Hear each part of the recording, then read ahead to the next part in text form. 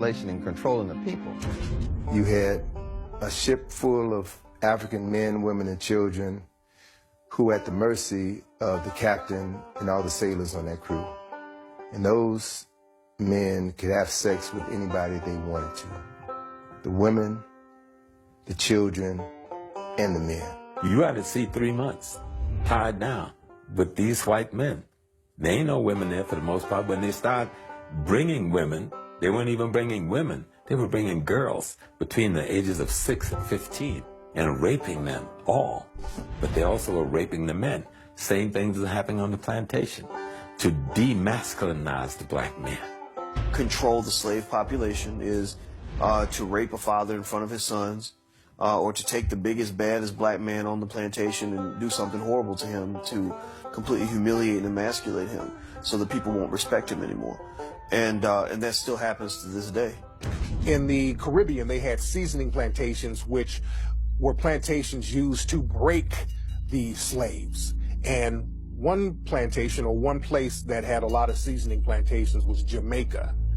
And people have to wonder, what were they doing on these seasoning plantations that was worse than what was happening on the regular plantations?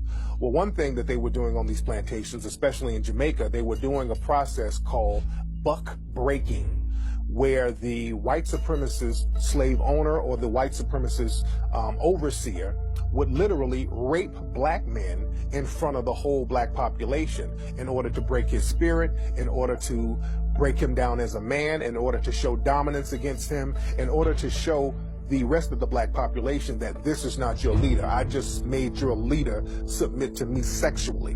And this happened a lot in Jamaica. This is why homosexuality is so looked down upon in Jamaican culture today. And it was a way primarily of cutting down those who would rebel. In other words, it was a matter of power and control and domination.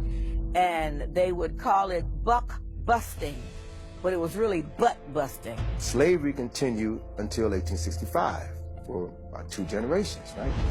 So how do you reconcile that? You can no longer bring in Africans, but you still have the business of slavery, so they still needed Africans to do the work down south, especially after the cotton gin was invented. So you had the creation of breeding farms. 2 of the largest slave breeding farms in the United States were on the eastern shore of Maryland and right outside of Richmond, Virginia. They literally bred black people like cattle. They would have a strong black man have sex with a healthy black woman. That woman could be his mother, his sister, his aunt, his cousin. It didn't matter, because the end product was produce a child that I can sell, bodies that I can sell and ship down to Mississippi, Alabama, Georgia, South Carolina, North Carolina. It was a business. We had breeding farms in the United States that would put one person from one plantation against another. We even had a system where if you were a breeder, male on one plantation, a female on another plantation, or even on the same plantation, even if you were mother and son, they would mate you.